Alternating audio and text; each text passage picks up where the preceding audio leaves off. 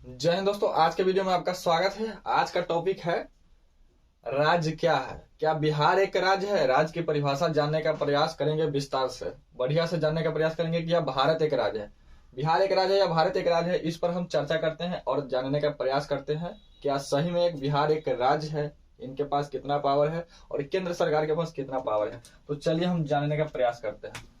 प्रश्न है कि क्या बिहार एक राज्य है, लेकिन उससे पहले हम राज्य की परिभाषा जानेंगे, इसके बाद ही क्लियर हो पाएगा, ऐसे नहीं क्लियर हो पाता है। तो चलिए राज्य, पहले हम राज्य की परिभाषा जानने का प्रयास करते हैं। राज्य, तो सबसे पहले राज्य शब्द मैकियावेली ने दिया था। मैकियावेली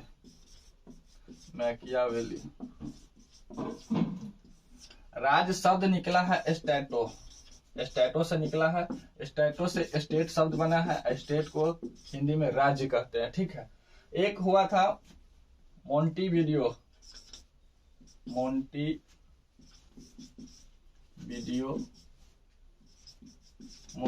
कन्वेंशन या सम्मेलन कहिए।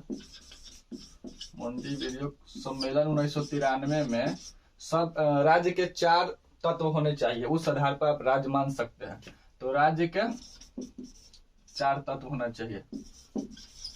4 तत्व, कौन कौन तत्व होना चाहिए? 4 तत्व, वो भी हम जानते हैं। चलिए, तो पहला तत्व होना चाहिए, तो पहला तत्व होना चाहिए क्षेत्रफल यानी एरिया। क्षेत्रफल तो बिहार सरकार के पास भी है और केंद्र सरकार के पास भी है। तो चलिए, दूसरा का होता है जनसंख्या, पॉपुलेशन, जनसंख्या।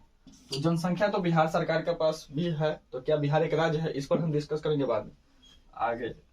तीसरा का होता है सरकार, और चौथा होता है संप्रभु या संप्रभु, सोवर्निटी। ठीक है। तो चलिए, इस पर ऐसे अगर भारत के संविधान के बारे में चर्चा करें तो भारत के संविधान में राज्य की परिभाषा किस अनुच्छेद में दिया गया है? तो अनुच्छेद 12 में दिया गया है, आर्टिकल 12। ठीक है। अनुच्छेद 12 और 12 के बाद 36 में भी दिया गया है, दोनों में दिया गया है, 12 और 36 दोनों में। तो चलिए पहले जानते हैं। बिहार के पास तो क्षेत्रफल है, बिहार के पास जो मैप है, मतलब क्षेत्रफल आप जानते हैं, जहां हम लोग रखते हैं भूभाग, जिस भूभाग पे हम लोग है, बिहार का सबके अलग अलग स्टेट का अलग अलग भूभाग होता है, अलग अलग क्षेत्रफल होता है। तो बिहार का क्षेत्रफल 94,163 वर्ग किलोमीटर है। ठीक है। यह है भारत सरकार के 32,87,263 वर्ग किलोमीटर है। तो ये बात ठीक है। जनसंख्या है बिहार के पास, जनसंख्या बिहार में बहुत सारे जनसंख्या बिहार में, और सरकार तो बिहार में भी है।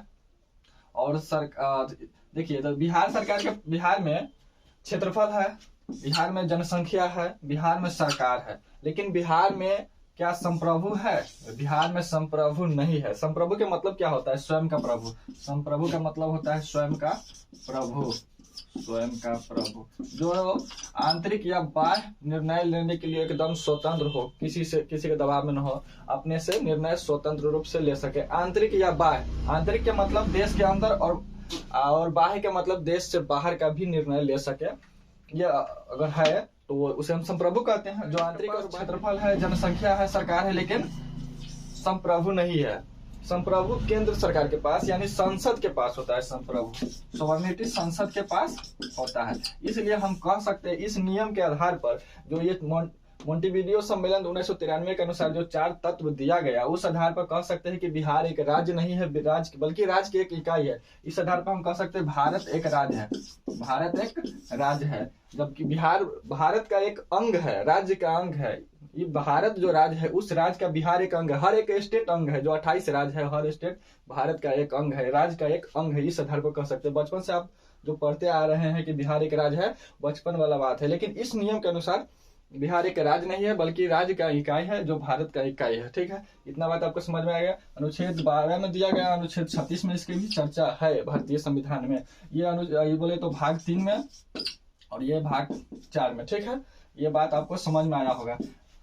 तो उम्मीद करता हूँ कि आपको समझ में आ गया होगा। इस आधार पर आप नहीं कह सकते हैं। जैसे इस आधार पर कहिएगा तो यूपीएससी भी एक राज्य है, यूपीएससी भी राज्य, क्योंकि अपना निर्णय स्वयं ले सकता है, इस पर कोई दबाव नहीं डाल सकता है। तो स्वयं जिसके पास सॉवर्निटी है वो खुद से निर्णय ले सकता है। तो उम्मीद करता हूँ कि आपको वीडियो अच्छा लगा होगा। मिलेंगे एक और बेहतर वीडियो में, तब तक के लिए जय हिंद, धन्यवाद।